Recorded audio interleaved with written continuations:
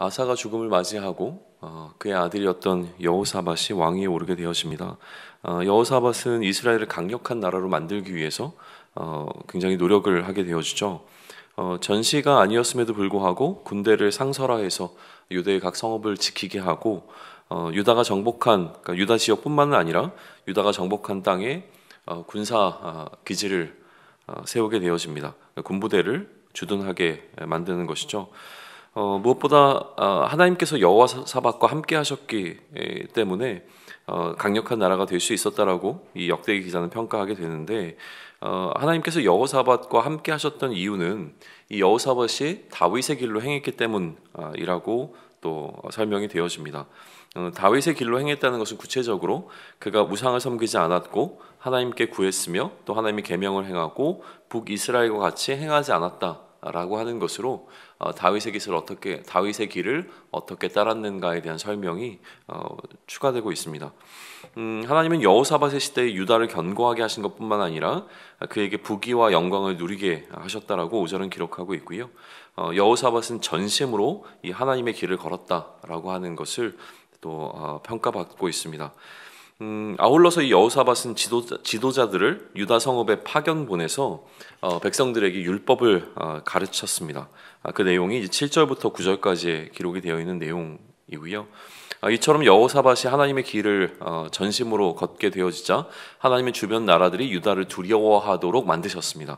그래서 오히려 주변 나라들로부터 침략을 받은 것이 아니라 주변 나라들로부터 섬김을 받는 나라가 되어진 것이 여호사밧 시대의 유다였다라고 하는 것이죠.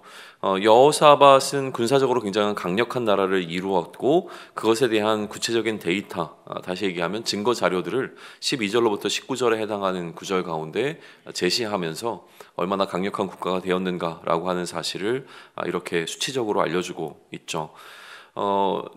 역대하 17장을 마주하게 되는 원독자들에게 주는 메시지는 그런 의미에서 또다시 선명하게 드러납니다. 다윗의 길로 행한 왕에게 주어진 하나님의 축복이 무엇이었는가를 보여주는 것이죠.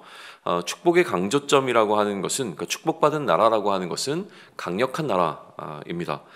나라를 잃어버린 백성들에게 이처럼 강력한 나라에 대한 이미지, 또 그들이 경험했던 강력한 나라의 어떤 시대에 관한 설명은 그들의 마음을 다시금 설레게 하기에 충분했겠죠. 그러다 보니까 이처럼 여호사밧 시대에 어떻게 유다는 강력한 나라였는가에 대해서 궁금해하게 될 것이고요. 그것을 살펴보는 과정 가운데 강력한 나라가 되는 방법을 역대기 기자는 알려주고 있는데, 우상을 섬기지 않아야 하고 하나님께 구해야 하고 하나님의 계명을 행해야 하며 북이스라엘과 같이 행하지 않아야 한다라고 하는 굉장히 단순하면서도 중요한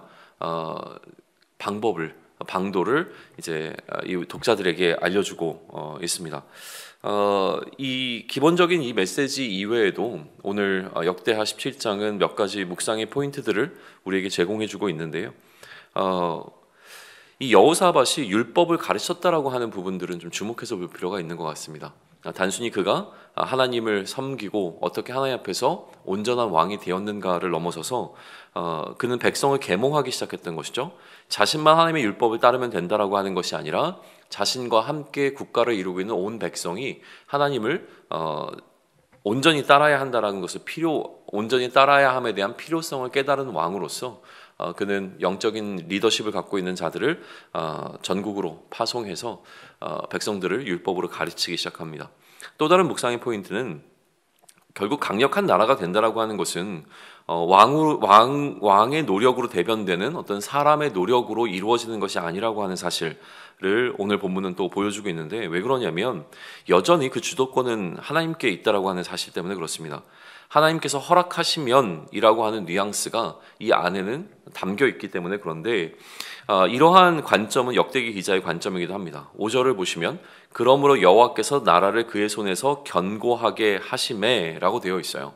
그러니까 여호사밧이 어떠한 노력을 했는가보다 훨씬 더 앞서는 이야기는 무엇이냐면 하나님께서 이것을 허락하셨다라고 하는 그 뉘앙스가 그 안에 담겨 있는 것이죠. 10절 보시죠. 여호와께서 유다 사방의 모든 나라에 두려움을 주사 여호사밧과 싸우지 못하게 하시매. 주도권 자체가 하나님께 놓여 있습니다. 어떻게 여호사밧이 강력한 나라를 이루었는가? 그의 노력이 분명히 있었습니다. 그럼에도 불구하고 역대기 기자의 평가는 하나님께서 이것을 허락하시니라고 하는 그 배경을 그 안에 담아 두고 있는 것을 또 우리의 묵상의 포인트로 잡아볼 수 있을 겁니다. 오늘 우리에게 주는 메시지는 그런 의미에서 역시 선명하게 좀 드러나는 것 같습니다. 우리에게는 기본적으로 견고함에 관한 욕망이 존재합니다. 왜냐하면 이 견고함이 우리에게 주는 안정감이 있기 때문에 그렇죠. 나의 안전을 위해서 우리는 여호사밧과 같이 견고한 요새를 건설하거나 나를 지킬 수 있는 방어 체계를 세워 나갈 것입니다.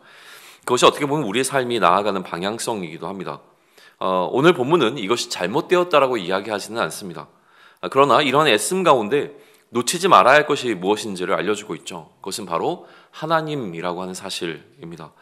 시편 127편 1절은 이렇게 노래하고 있습니다. 여호와께서 집을 세우지 아니하시면 세우는 자의 수고가 헛되며 여호와께서 성을 지키지 아니하시면 파수꾼의 깨어 있음이 헛되도다. 여호사밧에게는 시편 기자와 같은 이런 깨달음이 있었던 것이 분명해 보입니다. 자신의 노력이 헛된 것이 되지 않기 위해 반드시 필요한 것은 이 모든 것이 하나님 안에서 이루어져야 한다라고 하는 분명한 신앙적 고백이 이 여호사밧에게 있었던 것이 분명한 것이죠. 그렇기에 그는 자신뿐 아니라 자신의 백성들에게도 이 하나님의 법인 율법을 가르치고자 애썼던 것으로 우리는 볼 수 있습니다. 오늘 우리는 일상을 또 살아갑니다.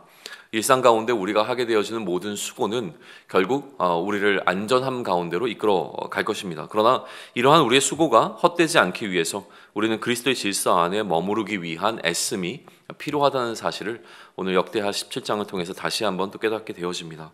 세상이 추구하는 가치를 따르지 않고 그리스도의 질서를 따라 행하며 오직 하나님을 의지하는 오늘이 되므로 하나님이 우리에게 주시는 그 견고함 가운데 머무는 우리의 삶이 되기를 소망합니다. 이것이 여호사밧이 걸었던 다윗의 길이고 또 그 전심으로 하나님의 길을 따르게 되어지는 걸음이 될 것이라고 믿습니다.